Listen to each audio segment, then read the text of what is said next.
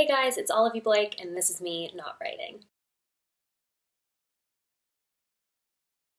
So I am currently wearing bike shorts, Uggs, and a cardigan, so things are going well. You may recall that one of my petty grievances from recent times was that my hair was such a mess. And the reason for that is because when it was cut, the front part was much longer than the back. So then when it was growing out, it was like too long in the front, flipping out in the back. So I was able to fix it a little bit with the help of my mother-in-law, who does hair. So I wanted to pass that along to you in case you are a person who needs to trim something. Very basic stuff like bangs and like front layers, nothing complicated. But basically what you do is this. You take whatever part that you want to cut, you twist it. The twisting is important. Also, I really need to wash my hair. That's unrelated. It's actually extremely related. But anyway, you take the scissors and you cut vertically like this.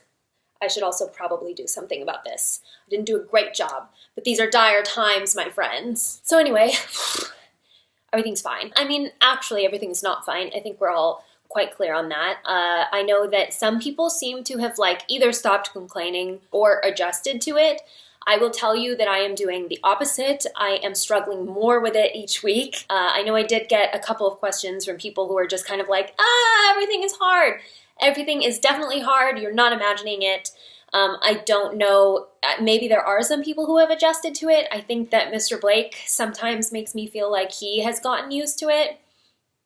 But I think it's more for him that it comes and goes. And I think the hard thing for me is that I now have this new anxiety of what's going to happen when the world goes back to normal. Since we know that normal is not going to be the same as normal, nothing's going to go back to what it was before, but we don't know what the next thing is going to be, which has now prompted a whole new wave where I'm like, I almost don't want things to change. Like, I don't want things to open back up again, because the thought of any change, just change at all, is filling me with not a crippling, but definitely like an uncomfortable sense of dread.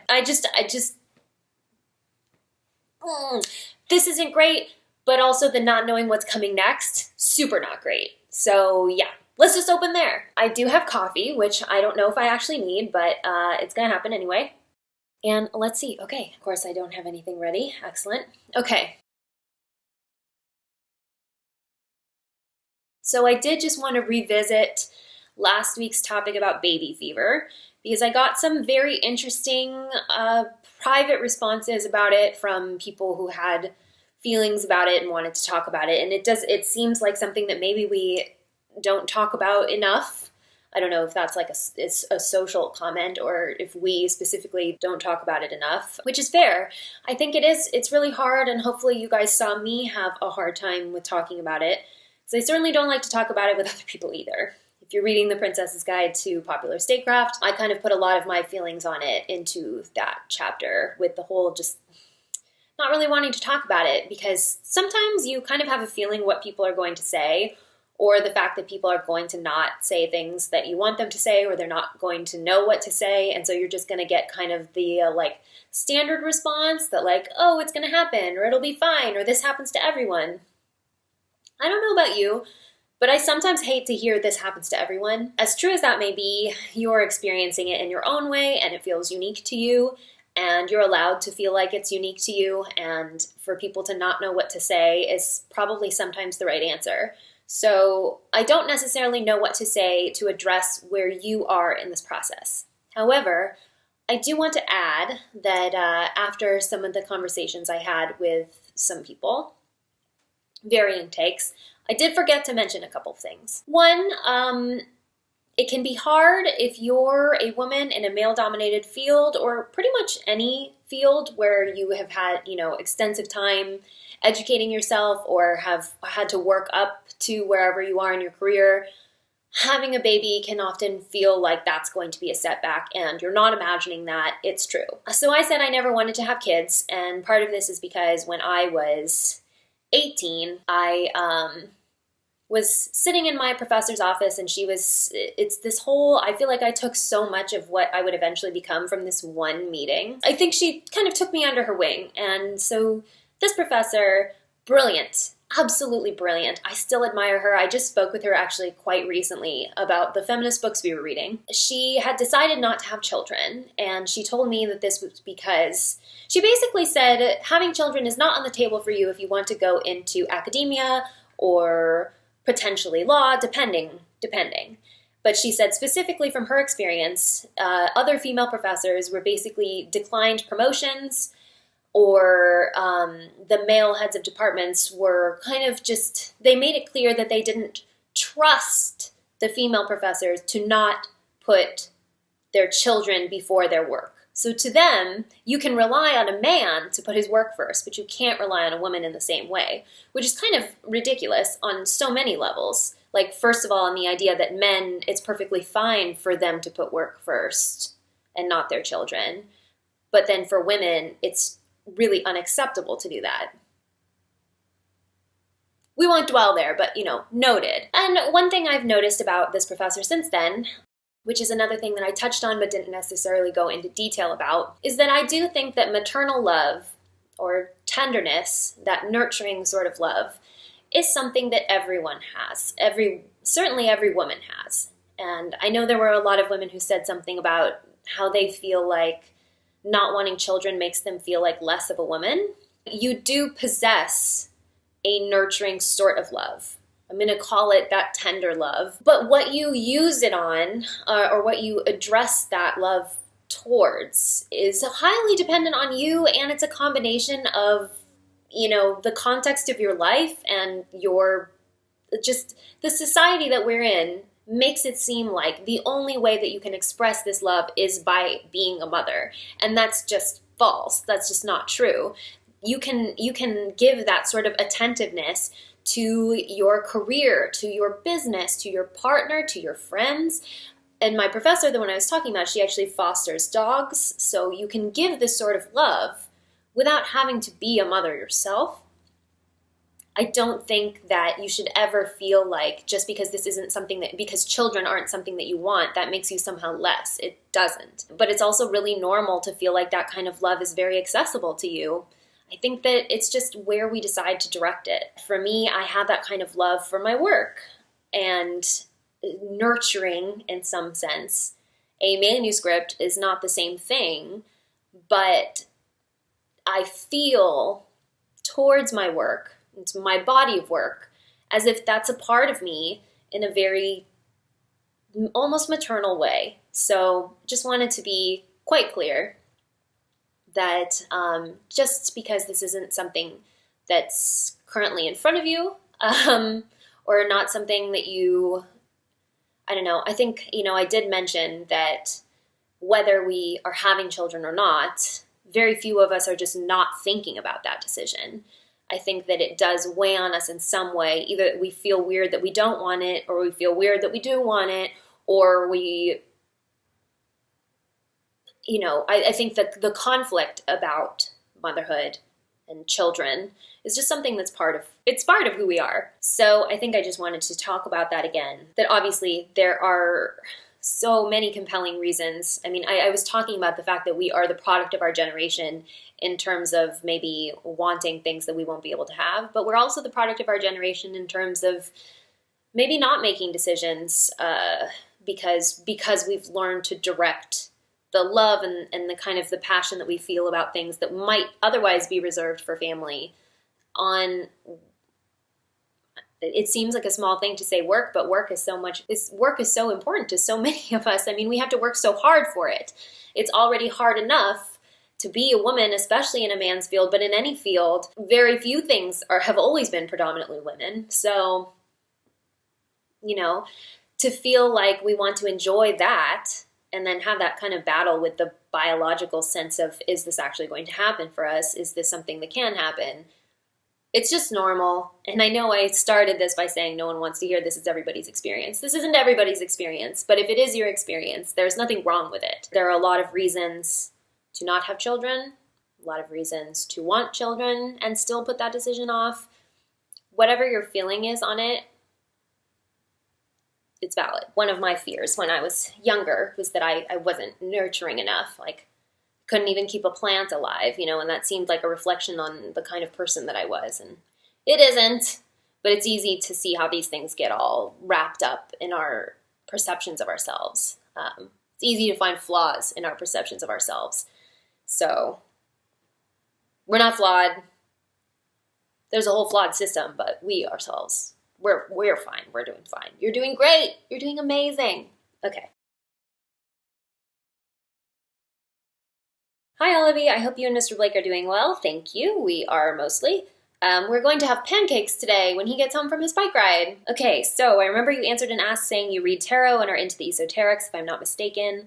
I'm curious about how you got into it, wonder if you're going to talk about it in a video. If you ever want me to talk about something in a video, you kind of have to ask, because otherwise it's not going to come up, but here it is. What kind of decks you're using and such sounds interesting. So I have one deck, my Renaissance Tarot. How did I get into it? I used to, for fun, go to get my tarot cards read in this one little place in Chicago that's on Damon Street, which is a street I wrote about in Masters of Death. I found that I've written a lot about Chicago. My next book, Alone with You in the Ether, also takes place in Chicago. I don't know, it was just the first place I was as like an adult. I don't really count college as adult years. So it was kind of the first place where I was like truly living on my own and not really in an academic state of mind, even though I was in law school at the time. This is not important. So I went to get a tarot reading during my first year of law school, and I had no idea kind of what it was. I just thought it was like, oh, kind of a fun, kitschy thing to do. So I sat down and she said, okay, well, you are a writer. I can see that you're a writer. At the time I was not. So she asked me what I did for a living, and I said I was in law school, and she laughed. I will never forget this. She laughed at me and said, you're not going to be a lawyer. And then she told me I was going to be a writer. And she went on to tell me other things about my future that I've heard a lot of times too. I've had a lot of people tell me that I'm going to have 3 boys, and 2 of them are either going to be close together or twins, which is worrisome. I don't really want 3 boys, but I'm not going to argue with it. But anyway, so since then it kind of really stuck in my head. And on the one hand, I feel like a lot of tarot and palm reading and fortune telling is just a lot of, even if all it is just perception, even if they're just looking at me and reading my body language and coming up with that, I don't really have a problem with that. I think that that is a skill in itself. So in terms of what I actually believe about what's happening, I really think of it in terms of the way that I read the cards, or the way that I interpret the cards, says more about me and my state of mind than it does about the cards. So it's not so much that I rely on them to accurately tell my future, but I do trust them to tell me what I think about certain things. So basically, this is how I would do a reading. Like, you know, if we were sitting down and not doing anything, and you came over to my house and were like, hey, read my tarot cards, this is what I would have you do. I would have you just touch the deck. Typically, you would think about a question. It's supposed to like focus your energy. And so the question that I ask myself is usually about, you know, work, my future. Am I on the right path? Is the question I almost always ask, because it's the question I almost always ask myself. And but you could ask anything. You know, you can focus on your love life or your work life or your family life, whatever. But while you're touching the cards, you basically want to focus on something about what's going on. Direct your vibes into the deck. And then a pretty simple reading would be past, present, and future. I would shuffle the cards, cut the deck a few times, kind of as you feel. This is a very like take your time as you feel process. And basically you would split the deck into 3. There's a few different ways to do this. I've seen people do it different ways, and I don't necessarily know what's important about it, but I just am going to flip the top card. So then it's basically from left to right, past, present, future, which again, I know is backwards when you're looking at it. I still read, so basically every deck is designed by someone who puts a lot of meaning into the card. Not every deck is the same.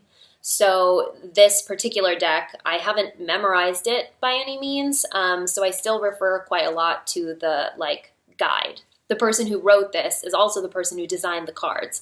So each of the cards have a lot of detail. Mine also have like a gold foil and a lot of nudes. So it's like, it really speaks to me as a deck. I would not by any means call me an expert or anything like that. This is just One thing that I like to do with the cards is actually, I've done this before with my therapist, that I'll do a reading for myself with my therapist, and then I'll tell her what interpretations I am making. And then she will listen to my interpretations and then kind of reflect on what she thinks are maybe my personal biases. So this is what I mean about using tarot to kind of see where I am. I have a real strong tendency lately to draw the Sun card. I was, around the time that I was just beginning to write, I kept drawing the Moon card, which is kind of indicative of change. And now I'm drawing the Sun card, which is really the kind of a joy. It's a card that's telling me that I'm on the right path, which sometimes I don't believe, but you know, it's not the card's jobs to tell me what I find acceptable or not. That's my job. So in this case, I drew a 10 of coins. So the description for this card is Persephone and Demeter are reunited in the spring when the goddess who dies to become a queen rejoins in joyful life the goddess her mother, who has mourned until her return. The world is exuberant at their meeting, and every flower bursts forth. The season of fruitfulness is renewed for grape and grain, the plant sacred to the goddess's rites, etc., etc. So if I had not pulled this card inverted, it would mean prosperity, tranquility, and family affection, which all makes sense. The fact that it's tied to Persephone and Demeter, whose name I'm probably mispronouncing, sorry, that makes sense that that's what that would mean. And the fact that it is inverted means risk, future in doubt, gambling with one's well-being. This is a past card for me. So this is something that I was treating in my past, which I do, which I think makes sense to me on a very personal level that I'm not going to explain to you, but that means something to me. So I pulled the Hermit for my future card, inverted, which indicates quite a bit of cynicism. The Hermit himself is Hephaestus in this card. So to pull this card upright would mean sort of like introspection, like a spiritual quest. Hephaestus is pretty satisfied on his own. Upside down, not so much. Pretty real, not a great reading, but definitely accurate for my future, and probably a good way to move into our next topic. Oh, as for how I picked this deck, it just kind of called to me. You're supposed to be given a tarot deck, but I saw this one in a shop and just really stuck out to me, and I have used it ever since. So I've got two asks that are a little bit similar, largely because there's not a lot I can do for them. So this one says, "Hi, I hope you and your family are doing well. Thank you. Times are tough for everyone. I wanted to come here and vent because this seems like a safe space. I'm glad to hear it. I hope so. A lot of things are happening in my country right now. Our president just shut down a major media network he couldn't control. But even that seems like a tactic to distract us from all the other things that are going on. I just feel so helpless and angry, and I was wondering, what can I do from here? Is there even something I can do?" I don't know. Our instincts are informed by experience. And because none of us have experience with any of this, we don't instinctually know what to do, which I think is causing a lot of us to feel especially lost and to feel especially fearful of the future and cynical, as my cards have told me that I am. I didn't need the cards to tell me that. I don't think you're supposed to know what to do, and I think that's the hard part. But I don't think we're the first people in history to have not known what was coming next. I mean, you know, when you read books from certain periods where things feel especially hopeless, like World War II, for example, not knowing when things were going to end, or World War I for that matter, most wars, and feeling sort of cut off from reality in a sense, because it's like, what even is reality now? Books about like the Dust Bowl in the United States or the potato famine in Ireland. Like, I actually just read a book called If I Had Your Face. It's really good, and I actually found it really helpful because there's so many reasons for all the characters in that book. It takes place in Seoul, South Korea, and it has a lot to do with the economic disparity in Korea, which has been a kind of a big topic in pop culture lately, and also the kind of addiction to plastic surgery and that sort of thing. Really good. Really, really good. We're going to read it for Spell in a couple of months. But I found that book to be like so bleak that I almost didn't know how she could possibly end it. And then she did, I think, end it in a very satisfying way. But what I'm trying to say is I think it's normal to feel like there's no telling how things are going to go from here, or where things are going to end, or what's going to happen. And I can't help you with that. I do often ask myself, actually, I've been thinking a lot about the Civil War in the United States because there's a lot of wars that I don't understand. Like, I would never have gone to fight in Vietnam. Obviously, I wouldn't have had to, but I certainly would not have chosen to. But sometimes when I think about the Civil War, it actually does make a little bit more sense to me, because the idea of believing in an ideology very strongly, there are some things I feel that I would fight for, and I don't think war is a good way to do it, of course, but it's more like this understanding of, like, this is what the world looks like, and what principles do I actually stand for? What would I actually fight for? What would I put my life in danger for? And I know this is like a weird, super weird trajectory. I know that. But I think that for a while I was really struggling with the idea that the work that I do, or what I do with my time and what I choose to produce, is by definition non-essential. I think because this whole quarantine thing has, like, really kind of defined what jobs are essential versus non-essential, and at the heart of it, I am basically an artist. What I create is not necessary to anyone. But then again, the only thing that we have consistently had through all of human history is art.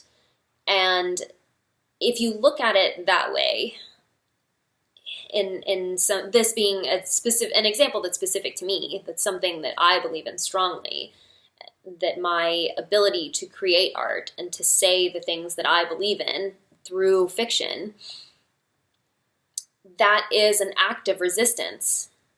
And therefore, it can never not be essential. It can never not be brave.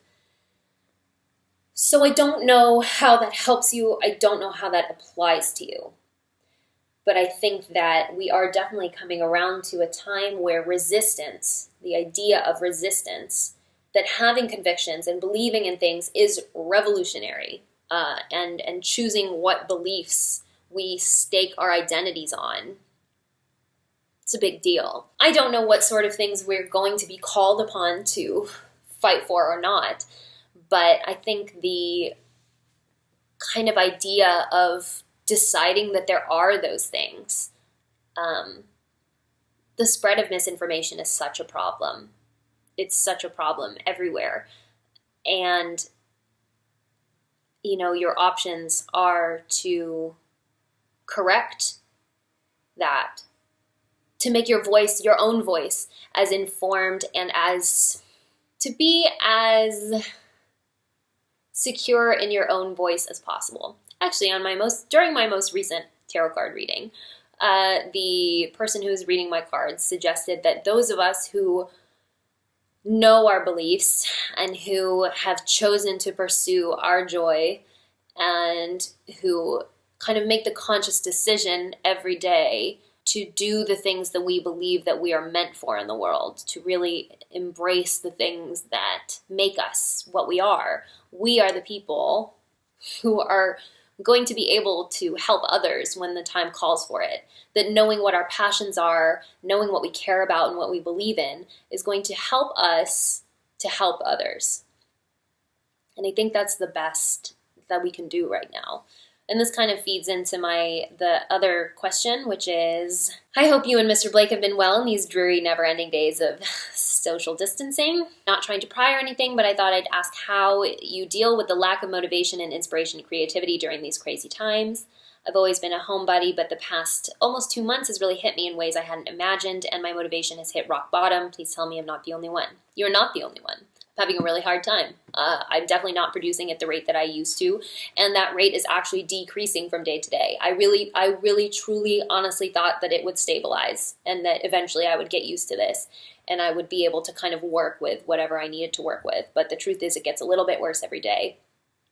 I used to be able to sit and uninterrupted and write for 8, even 12 hours sometimes without stopping. That is not the case anymore. I can't work for more than, I would say, 15 or 20 minutes without kind of stopping to just let my mind wander. And the only thing that I can think to deal with that right now is I want to feel okay. It is important for me to feel okay. And I can't not write, because writing is really how I stabilize myself. It's how I find balance. But I also can't force myself to work on anything in particular. It's more like I wake up in the morning and think, what is going to make me feel more secure as a person to work on today? And it's a little bit different all the time. It's very much a secure your own mask before helping others situation. And so right now, that's what I'm doing. I'm writing things that I want to write. I'm working on themes that I want to work with. I know that means there might be a problem for me later down the road. I know I'm not sticking to the schedule that I had kind of determined for myself this year. And as someone who's just very rigorously scheduled, that is a problem for me. But I just have to do what I have to do every day to feel like I am being true to myself and still focusing on the things that I believe strongly in. The stories that I think need to be told, either because something in me wants to tell them or because, that's it. No, right now it's because something in me wants to tell them. I've already mentioned a few times that I've been dealing with a lot of concepts of grief and longing and sadness. And I know that has been a lot for some people, which is why I'm kind of purposely not addressing certain projects where I think that would be detrimental. But I think that for me, really focusing on the catharsis of creation is the most important thing. I can't say that I'm meeting any deadlines right now. Like, I have a few that I do need to meet, and I'm just having to give myself way more time to work on them. And to know that I'm not going to be able to sit down and do things in one sitting like I usually do. I have to kind of hit pause and meditate on things for a long time to figure out what I want to say, what my current self, like, which changes from day to day, is capable of saying versus what my larger self is trying to accomplish with this piece of work. So motivation very, very low, but the need for an outlet is stronger than ever. So I think if you can do something to take the pressure off yourself while still giving yourself the space to create is really, really important right now. And to just really honor your feelings, your cravings, especially your emotional cravings. I think there's been a lot of people who've said that they're looking for something specific. Like, some people have been looking for passion. Some people have been looking for sweetness. Like I said, have been looking for grief and loss. And I think what we're trying to do is patch the holes in the ship, we're all sinking and we're all kind of trying to give ourselves something that we maybe don't feel stable enough to provide for ourselves right now. One thing that I have said is that when I told my therapist that I was really craving these grief narratives, where the characters die and the significant other or the husband or whatever dies or the best friend dies and then you have to get yourself through it. I've been really drawn to these, and my therapist said it's because that sometimes I'm so hard on myself that I don't really allow myself to feel sadness. And so rather than feeling my own sadness about, my own sense of loss or feeling like I don't know what's coming next, and I would rather, it's easier for me to be angry or frustrated or cynical than it is to be just sad. I'm seeking that out in art and fiction. And she said that that's fine, that if I'm still experiencing catharsis, because, I'm crying over these books or these movies or whatever. I just watched Life as We Know It, which I love, but, I got more emotional about it than usual. And she said that if I am still feeling these emotions, there is no distinction between whether I'm feeling them myself or feeling them with fiction as the conduit. It's still genuine, it's still real, and it's still providing me a release. So whatever you're finding, just keep, if you can find some catharsis anywhere, wherever it is, if it's your own work or somebody else's or whatever, if it makes you feel better, do it. The more centered we are, the more we can be helpful to a lot of other people who need it. So Things are really hard, yes. And don't think about any of this as a trajectory. Don't project where you're going to be in a few months because none of us can possibly know. Don't kind of try to estimate what's going to happen next. We don't know. The cards don't even know. Nobody knows. Today, get yourself through today. Tomorrow, get yourself through tomorrow. Eventually, we'll be okay. I know that's not very convincing. I'm telling you to take my word for it, even though I don't know for sure. But I think that the only way we can be okay is to be authentic in our existence. Believe strongly. Feel strongly. Don't be afraid of what you're feeling. Feel what you're feeling. It's there for a reason. So yeah, this is all very preachy. I'm going to go. I finally finished the Captain MacGyver's recording. The raw recording is over 2 hours long, so it's going to take me a while to edit, but it'll be available at some point. Okay, this has been me, Olivie Blake, not writing, and I'll see you next week.